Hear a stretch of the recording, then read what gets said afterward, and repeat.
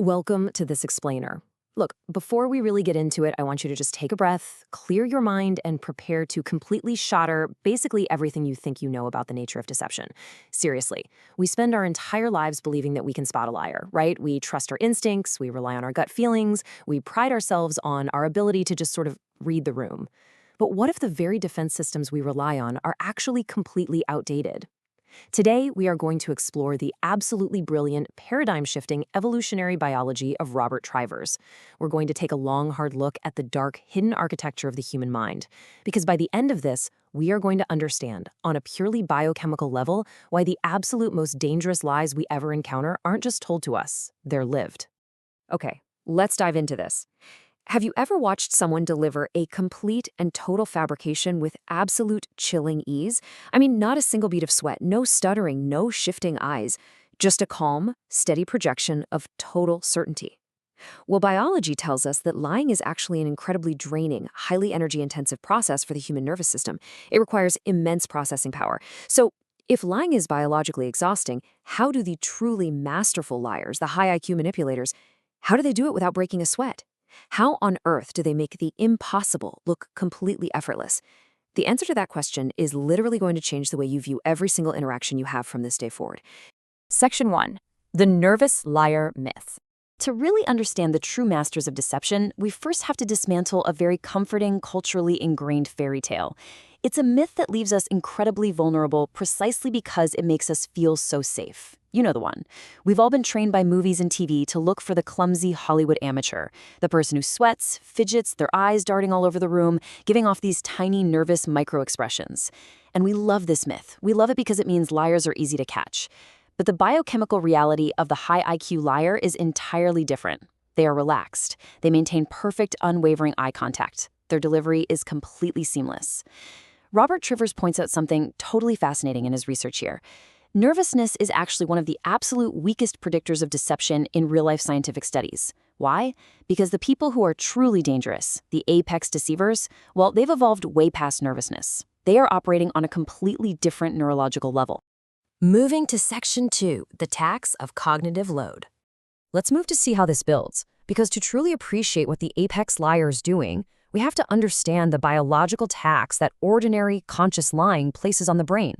When an average person tells a conscious lie, their brain basically goes into overdrive. First, you have to actively suppress the truth. That takes literal physical energy. It's an active inhibition of your neural pathways. Second, you have to construct a plausible falsehood. You have to build a story that fits all the known facts and doesn't contradict reality. And third, you have to perform the story flawlessly, while simultaneously monitoring your listeners' reactions. And you must commit this entire false narrative to memory so you don't contradict yourself later on. This heavy, demanding biochemical machinery is exhausting. It is a massive cognitive load on your prefrontal cortex. Your brain is essentially running way too many high-power applications at exactly the same time. And because the brain is working so incredibly hard, the nervous system literally begins to leak clues. Trivers' research shows that under this massive cognitive load, your body betrays you. But, and this is key, it's not the Hollywood fidgeting. Instead, the sheer physical tension causes the pitch of your voice to involuntarily rise. You take these unnatural, extended pauses because your brain is desperately searching for the next piece of the fake puzzle. Trivers actually tells a great story about asking a trespasser his name. The man said Steve.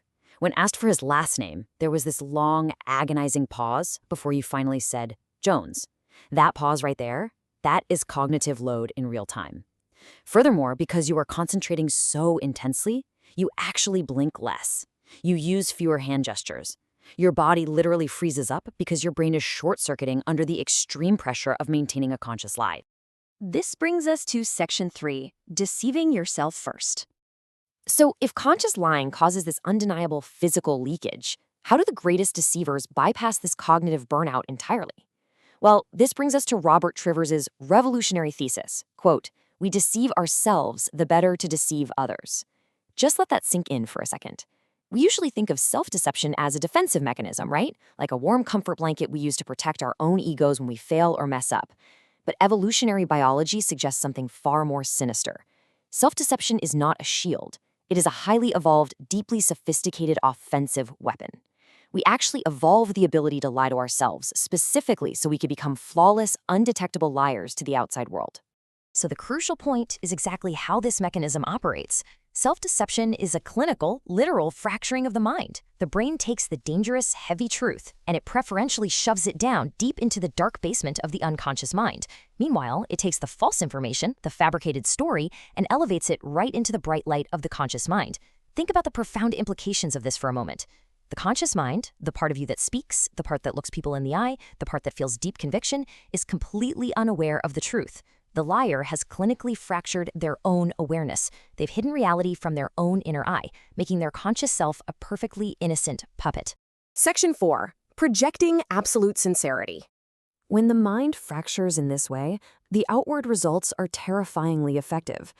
Because the conscious mind genuinely believes the falsehood, there is no active suppression of the truth happening in real time. There's zero heavy lifting. The brain completely eliminates the cognitive load. It acts with peak frictionless efficiency. The heart rate naturally drops to a resting state. All that physiological leakage we talked about, it entirely stops. The voice pitch normalizes. The blinking and hand gestures return to a perfectly natural, fluid rhythm.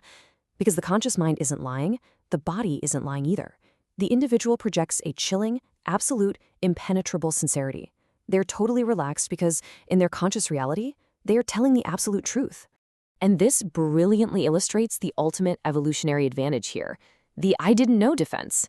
First, as we've just seen, it bypasses that grueling cognitive load entirely. Second, it eliminates all physical tells, making them virtually invisible to normal human detection. But third, and honestly, this is vital, if the lie is somehow exposed by external evidence, the liar has a perfect, immediate rationalization ready to go. They can look right at you and say with genuine, tearful earnestness, I had no idea. I honestly didn't know. And the crazy part? They will mean it. Because in the exact moment the lie was told, their conscious mind truly did not know. It creates an impenetrable social and legal armor. Section 5.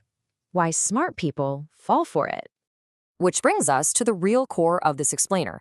Why do you, a sophisticated, intelligent viewer, still fall for this? What exactly is the vulnerability in your own highly developed brain? Well, it comes down to a tragic biological mismatch. Your brain's defense system is hardwired to look for the amateur. It constantly scans the environment for nervousness, for a slightly high-pitched voice, for rigid posture, for cognitive strain. You are looking for a conscious liar. But the self-deceived liar standing right in front of you is projecting total relaxation, fluid movement, and completely genuine, authentic belief. Your radar is out there looking for a storm, but the liar is projecting a perfectly sunny day. Your defense system completely misses the threat because it is biologically incapable of detecting a flawless performance that is generated by a self-deceived mind. Now, what's really interesting about this is how it shatters our final, most comforting illusion. We really like to think that intelligence makes us honest, right? That smart people inherently value objective truth. But Triver's research points to the exact opposite. Higher intelligence actually provides a greater ability to suppress behavior. Smarter people simply have the immense processing power required to run these complex, unconscious deceptions in the background. They are far better at rationalizing. They are far better at fracturing their own minds. High intelligence isn't an armor against deception. Actually, scratch that, it's often the very engine that powers the most sophisticated, devastating lies of all. So as we wrap up our deep dive today, I want to leave you with this deeply provocative thought.